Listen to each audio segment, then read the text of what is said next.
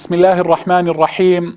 الحمد لله والصلاة والسلام على رسول الله وعلى آله وصحبه ومن والاه. بینەرانی بەڕێز و خۆشەویست، سڵاو و ڕەحمەت و میهرەبانی خوای پەروەردگار بەسەر هەموو لایەکدا بڕژێت. خۆشحاڵ و بەختەوەرم کەوە ئەم جارەشیان لە ئەڵقەیەکی نوێ لە بەرنامەی تیشێک بە خزمەتی ئێوەی بەڕێز و خۆشەویست و زێدە ئازیز شاد بوومەوە. خۆشەویستان، ئەم جارەیان بە پشتیوانی خوای پەروەردگار و لە زنجیرە ئەڵقەیەکدا بە پشتیوانی خوا لە خزمەتی ئێوەی بەڕێز و خۆشەویستدا دەبین. ئەم جارەیان باسی لە خزمەتی دایکان و باوکاندا دەبین. ئەڵقەکانی پێشووتر لە خزمەتی گەنجانی خۆشەویستدا بووین، بەڵام ئەم جارەیان وەکو گوتم لە چەند ئەڵقەیەکدا لە خزمەتی دایکان و باوکاندا دەبین و باس لە پەروەردەی منداڵان دەکەین. بۆ پەروەردەی منداڵان خۆشەویستان، چونکە بەڕاستی پەروەردەی نەوەکان، پەروەردەی منداڵان کارێکی زۆر زۆر گەورەیە.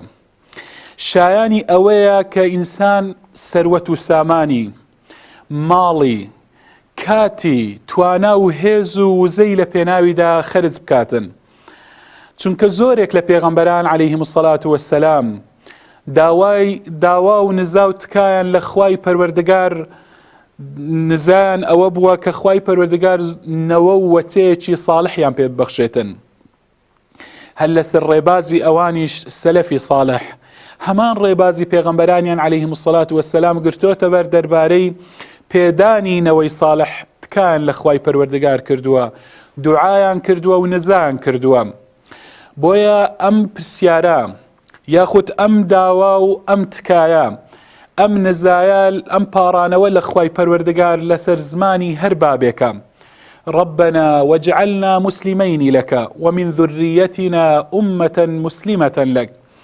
خدایە پەروەردگارە، ئێمە هەردووکمان بجێڕە، وامان لێ بکە کە فەرمانبەردار و گوێڕایەڵی تۆ بین، ملکەتی تۆ بین، و هەروەها لە نەوە و وەچە و زوڕیەتی ئێمەش ئومەت و نەتەوەیەکی مسلمان و فەرمانبەردار و ملکەت بۆ خۆت فەراهەم بهێنە. ئەمە دوعای ئیبراهیم و ئیسماعیل بۆ عەلەیهیم السەڵات وەسسەلام. کەواتە خۆشەویستان، وەکو گوتم پێغەمبەران عەلەیهیم السەڵات وەسسەلام کاتی خۆیان، دوعایان، نزایان زۆر کردووە بۆ زوڕیەتی ساڵح. سەلەفی ساڵح هەروە. پێغەمبەری خوش عەلەیهیم السەڵات وەسسەلام لە بیرمان نەچێتن کە ئیبن عومەر ڕەزا و ڕەحمەتی خوای پەروەردگار لەسەر خۆی و لەسەر باوکی بێتن. دەفەرمێ سەمیعت رەسوول الله صلی الله عليه وسلم، دەفەرمێ گوێم لە پێغەمبەری خوا بوو عەلەیهی السەڵات وەسسەلام. پێغەمبەر فەرمووی كلكم راع وكلكم مسؤول عن رعيته. فەرمووی ئێوە هەر یەکێکتان، هەمووتان بەرپرسن دەربارەی ئەوانەی کە لە ژێردەستان، کە ئێوە وەلی ئەمری ئەوان، کە ئەوانە لە ژێردەستی ئێوەن، ئێوە شوانی ئەوانن، ئێوە بەرپرسن بەرامبەر ئەوان.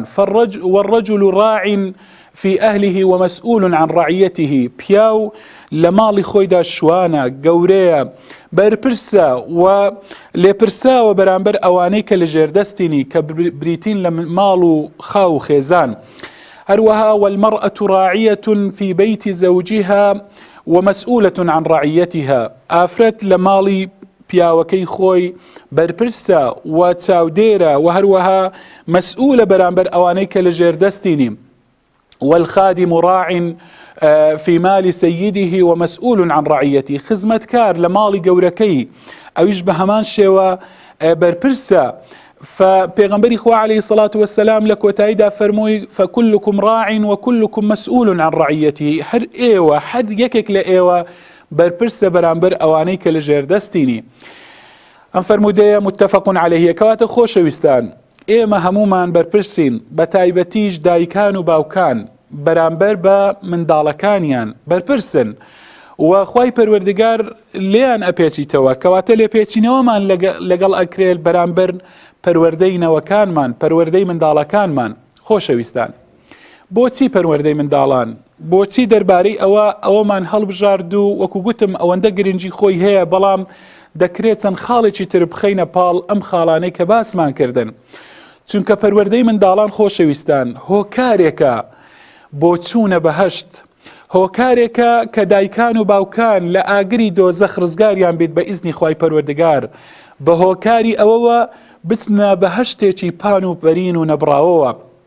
بەڵێ خۆشەویستان، چونکە پەروەردەی منداڵان عیبادەتێکی گەورەیە، بەڵێ لەزەتێکە، تامێکە، خۆشیەکە لە ژیانی دنیا کاتێک کە ئینسان منداڵی هەبێت و پەروەردەیان بکاتن.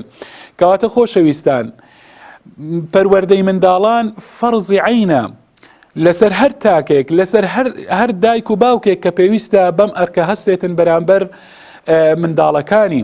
خۆشەویستان، ئەمڕۆ ئومەتی ئێمە، ئەمڕۆ گەل و نەتەوەی ئێمە بەڕاستی پێویستی بە گەنجەکانیەتی. ئەم گەنجانە چۆن دروست دەبن ئەگەر پەروەردە نەکرێن؟ ئەم گەنجانە چۆن کەڵک و سوودیان دەبێتن بۆ خاک و نیشتیمان و وڵات و بۆ دین و ئەگەر پەروەردە نەکرێن؟ کەواتە گەل و نەتەوە و خاک هەمووی پێویستی بە ئەوەیە کە منداڵەکانی، کەنەوەکانی پەروەردە بکرێن. کەواتە ئێمە پێویستیمان لە دنیاشدا و بۆ قیامەتیش پێویستمان بە منداڵەکانمانە.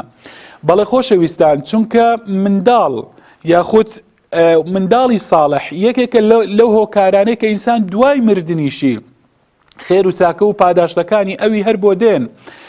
ئینسان کاتێک کە دەمرێتن خێر و چاکەکان دەبڕێنەوە، وەکو پێغەمبەری خوا عەلەیهی سەڵات وەسەلام ئاماژەی پێ دەکات لە فەرمودەیەکدا، یەکێک لەو سێشتانە بریتیە ئەو وەلەدٌ صالح یەدعو لەه، کاتێک کە ئینسان منداڵێکی ساڵحی هەبێتن دوعای بۆ بکاتن، چاکەی بۆ بکاتن، خێر و چاکەکانی بۆ دایک و بۆ باوک دێتن. کەواتە ئێمە پێویستیمان بە منداڵەکانە، هەم بۆ ژیانی دنیا کە وەکو گوتمان گەل و نەتەوە و خاک چاوەڕوانی نەوەکانی داهاتوو کە ئەوانیش پێویستە پەروەردە بکرێن، و هەروەها بۆ قیامەتی خۆشمان پێویستیمان بە منداڵەکانمانە. خۆشەویستان، کەواتە منداڵانی ئەوڕۆ پیاوانی داهاتوون، پیاوانی پاشە ڕۆژن.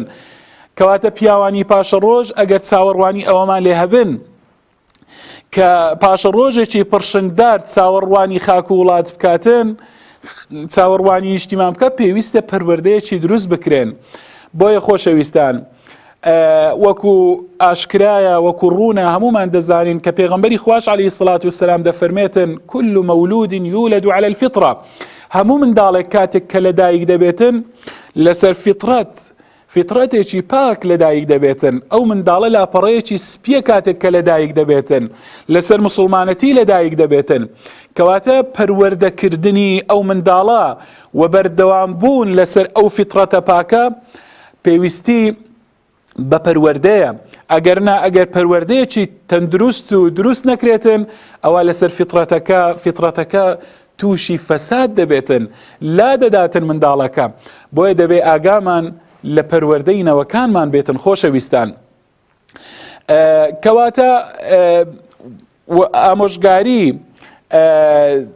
ئامۆژگاریکردنی دایکان و باوکان. خۆشەویستان، خوای پەروەردیگار پێش ئەوەی و پێغەمبەری خوا عەلەیهی سەڵات وەسەلام پێش ئەوەی کە ئامۆژگاری منداڵەکان بکاتن کە دەربارەی دایکان و باوکان باش بن، چاک بن، سەرەتا ئامۆژگاری دایکان و باوکان دەکاتن کە دایکان و باوکان پێویستە منداڵەکان پەروەردە بکەن بۆ ئەوەی سبەینێ کاتێک کە ئەوانیش پیر دەبن، ئەو منداڵانە ئەگەر پەروەردەی تەندروست و پەروەردەی دروستیان هەبوو، ئەو کات بێگومان بە کە خزمەتی دایک و باوکیان دەکەن. کەواتە وەسیەتکردن بۆ دایکان و باوکان پێش وەسیەتە بۆ منداڵەکان.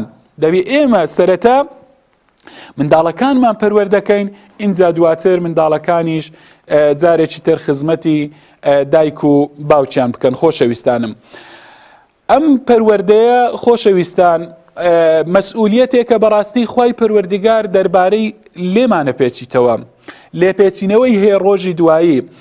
و ئەوەشمان لێیاد بێتن کە زۆربەی زۆری کێشەکانی منداڵان کاتێک کە تووشی مەشاکل دەبن، کۆمەڵگا تووشی کێشە و بێشە دەبێتن، هەمووی ئەوەیە کە پەروەردەیەکی تەندروست نەکراینە. ئەگەر بێت و یعنی هەمووی لە سەرەتای تەمەندا دایکان و باوکان دەبینی وەکو دەڵێن ئیهمال بووینە بەرامبەر بە منداڵەکانیان. کاتێک کە پەروەردەیان نەکردینە، پشتگوێیان خستین منداڵەکان، دەبینی لە کۆتاییدا ئەم منداڵانە ئەم نەوانە کێشە و بێشە بۆ چێ دروست دەکەن بۆ دایکان و باوکان و خودی کۆمەڵگاش ینی تووشی کێشە دەبێتن. بۆیە خۆشەویستان لەبیر مان بێتن کە منداڵان بەڕاستی زینەت و جوانی ژیانی دنیان، بۆیە دەبێ ئەو منداڵانە بۆ ئەوەی ببنە بەرەکەت، بۆ ئەوەی ببنە مایەی ڕەحمەت بۆ کۆمەڵگا و بۆ دایک و باوکیشیان دەبێ پەروەردەیەکی تەندروست بکرێن. بۆیە منداڵان مافی خۆیتیان کە بە ژیانێکی خۆش بژین، کە لە کۆمەڵگادا ژیانێکی خۆشیان هەبێتن، ئەمەشیان بەوە دەکرێتن بەڕاستی کە دایکان و باوکان پەروەردەیەکی تەندروستی منداڵەکانیان بکەن. ئەنجا خۆشەویستان لەبەر هەموو ئەو هۆکارانەی کە باسمان کردن، ئێمە بە پشتیوانی خوای پەروەردگار لە ئەڵلقەکانی داهاتوودا لەم ئەڵلقەیەشدا چەند ڕاوەستانێکمان دەبیت، چەند خاڵێکمان دەبیتن باسی دەکەین.